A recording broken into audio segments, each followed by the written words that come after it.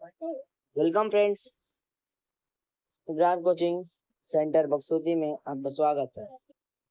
आज मैं आपके लिए लेकर आया हूँ क्लास 7 का कुछ ऑब्जेक्टिव क्वेश्चन जो चैप्टर 1 जल और जंगल का है। तो इसको हम लोग वीवीआई ऑब्जेक्टिव क्वेश्चन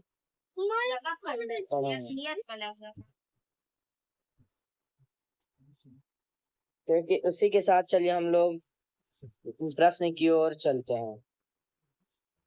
प्रश्न नंबर पहला, जीवन की सर्वप्रथम उत्पत्ति किसमें हुई? तो जीवन की सर्वप्रथम उत्पत्ति किसमें हुई थी? तो जब हम लोग इसका ऑप्शन पढ़ते हैं, खेत या गांव या जंगल या इनमें से कोई, इसका आंसर हो जाएगा हम लोग का जल से। चलिए अब हम लोग प्रश्न अगला पढ़ते हैं। प्रश्न नंबर दूसरा में कहता है कि संयुक्त राष्ट्र संघ ने पीने, खाने बनाने और तथा बर्तन साफ करने तथा अन्य दैनिक आवश्यकताओं के पूर्ति के लिए प्रति व्यक्ति कम से कम कितना लीटर जल का मानदंड रखा है?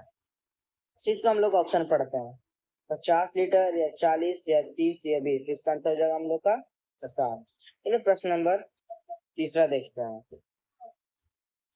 प्रश्न नंबर तीसरा में कहता है, संयुक्त राष्ट्र संघ ने किस वर्ष अंतरराष्ट्रीय स्वच्छ जल वर्ष मनाया? हम लोग इसको ऑप्शन पढ़ते हैं, 2001 या 2002 या 2003 या 2007। इसका हम लोग आंसर हो जाएगा 2003। चलिए प्रश्न नंबर 4 हम लोग देखते हैं। प्रश्न नंबर 4 में कहता है, जल संरक्षण की महत्ता को दर्शाने के लिए प्रत्येक वर्ष किस दिन विश्व जल दिवस के रूप में मनाया जाता है? तो हम लोग इसका ऑप्शन पढ़ते हैं, 21 मार्च या 22 मार्च या 23 मार्च या 24 मार्च। तो हम लोग का बी नंबर 22 मार्च को मनाया जाता है। चलिए प्रश्न नंबर 5वां पढ़ते हैं हम लोग। प्रश्न नंबर 5वां में कहता है कि इनमें से कौन एक जलीय ग्रह है? इनमें से कौन एक जलीय ग्रह है? इसको हम लोग ऑप्शन पढ़ते हैं, जिसमें जल पाया जाता है वो कौन सी ग्रह? तो भोजन, कंपनी या मानसून या फिर तो इसका हम लोग आंसर हो जाएगा डी। चलिए प्रश्न नंबर 6 पढ़ते हैं। प्रश्न नंबर 6 में कहता है, जल की उपलब्धता में कितना प्रतिशत जल समुद्र में खारे जल के रूप में मौजूद है? इसका हम लोग ऑप्शन में पढ़ते हैं। ऑप्शन है 97, 98, 87, 88। इसका हम लोग का आंसर हो जाएगा 97। चलिए प्रश्न नंबर 7 पढ़ते हैं। इसका हम लोग प्रश्न नंबर 7, इनमें से कौन जल का मुख्य स्रोत है? इनमें से कौन जल का मुख्य स्रोत है? तुम लोग इसका आंसर पढ़ते हैं, सागर से या नदी और झील से या तालाब से। तुम लोग इसका आंसर हो जाएगा डी, इनमें से सभी। चलिए प्रश्न नंबर 8 पढ़ते हैं। प्रश्न नंबर 8,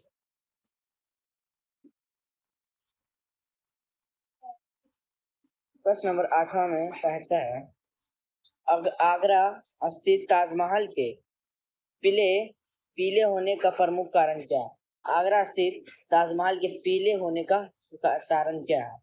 तो कारण हम लोग इसको बताएंगे। तो इसका आंसर ऑप्शन पढ़ते हैं, हाइड्रोजन या अम्ल वर्षा जल या जल चक्र या धूल कण। इसका हम लोग अम्ल वर्षा जल। प्रश्न नंबर 9, चलिए हम लोग 9 की तरफ देखते हैं। प्रश्न नंबर 9 में कहता है, भूमि के नीचे संचित जल को क्या कहा जाता है? तो भूमि के नीचे संचित जल को क्या कहा जाता है? इसमें हम लोग ऑप्शन, सहती जल या परत जल या भूमिगत जल या इनमें से कोई नहीं। हम लोग इसका आंसर हो जाएगा नंबर भूमिगत जल। चलिए प्रश्न नंबर अगला पढ़ता है। प्रश्न नंबर अगला कहता है, शेष जल का कितना प्रतिशत भाग उपयोग के दौरान बर्बाद हो जाता है? शेष जल का कितना प्रतिशत भाग उपयोग के दौरान बर्बाद हो जाता है? हम लोग इसका ऑप्शन पढ़ेंगे, ऑप्शन 60 या 70 या 80 तो 50, तो इसका हम लोग आंसर हो जाएगा 70% बर्बाद हो जाता है। फिर प्रश्न नंबर 11 पढ़ते हैं। 11 में कहते हैं वर्षा जल का संग्रहण का कर स्थानीय आवश्यकताओं की पूर्ति के लिए उनका उपयोग क्या कहलाता है। इन लोग इसका आंसर पढ़ते हैं। जल संभर प्रबंधन या वाट प्रोसेड मनोरंजन या इनमें से कौन इसमें दोनों हो जाएगा। ये दोनों उसका आंसर ए एंड बी दोनों होगा ये। चलिए प्रश्न नंबर 12 पढ़ते हैं। प्रश्न नंबर 12 में कहता है इस प्रदेश में जन भागीदारी से पानी रोके अभियान के तहत उज्जैन झील में डबरिया बनाकर खेती की जा रही है।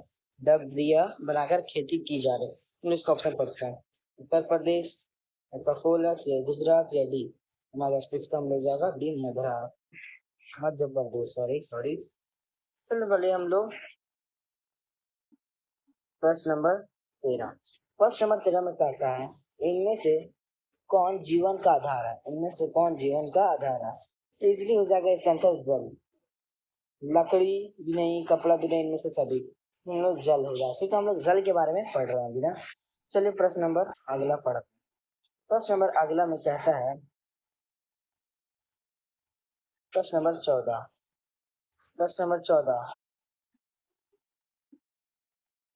14 में है पृथ्वी से वायुमंडल तथा वायुमंडल से पृथ्वी पर जल के चक्रीय आगमन को क्या कहा जाता है। हाइड्रोजन या एनोनिमस या जल चक्र। जिसका होगा जल चक्र। चलो प्रश्न नंबर हम लोग 15 नंबर पढ़ते हैं। 15 में कहता है कि फ्रांस में जल की बर्बादी को रोकने के लिए किसका बहाली की गई। कि फ्रांस में जल की बर्बादी को रोकने के लिए किसकी बहाली की गई। तो इसका आंसर पढ़ेंगे ऑप्शन वायु पुलिस या बिहार पुलिस या आर्मी या जल पुलिस। इसका होगा जल पुलिस। चलिए प्रश्न नंबर हम लोग 16 देखते हैं। प्रश्न नंबर 16 में कहता है जल की बर्बादी को रोकने के लिए किस विधि से सिंचाई करनी चाहिए। जल की बर्बादी को रोकने के लिए किस विधि से सिंचाई करनी चाहिए। तो हम लोग इसका आंसर पढ़ते डिपरी विधि के द्वारा या नल के द्वारा या कुएं के द्वारा या इनमें से कोई नहीं। समझिएगा डिपरी विधि के द्वारा।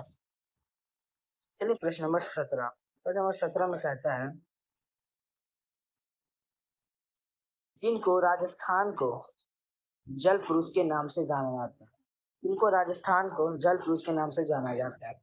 जल प्रकाश नारायण को या राजेंद्र प्रसाद को या कपिल यादव को या जगदीश चंद्र माथुर।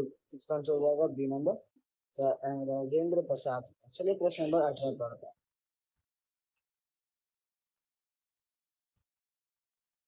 प्रश्न नंबर में कहता है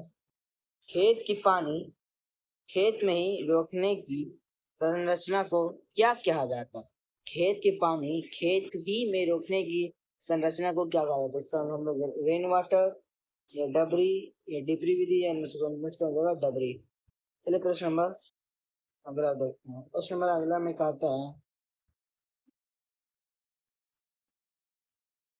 जलीय ग्रह किसे कहा जाता है। जो जलीय ग्रह है वो किसे कहा जाता है। मंगल को, पृथ्वी को या बुध को या डी। हम लोग पृथ्वी को जलीय ग्रह जल हो जाता है। हम लोग आखिरी प्रश्न आप लोग के सामने पढ़ता हूँ।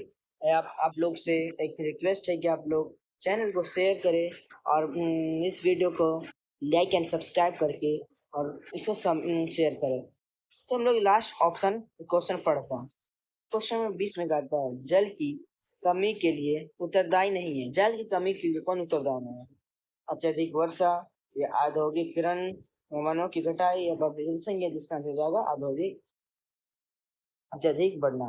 तो आई होप आप लोग को इस चैप्टर समझ में आया होगा। तो आप लोग से गुजारिश है कि आप लोग जाकर YouTube में सर्च मारे हिंदी इब्रार आलम 143।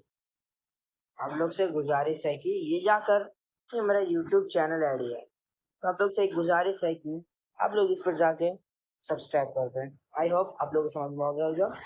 Thank you.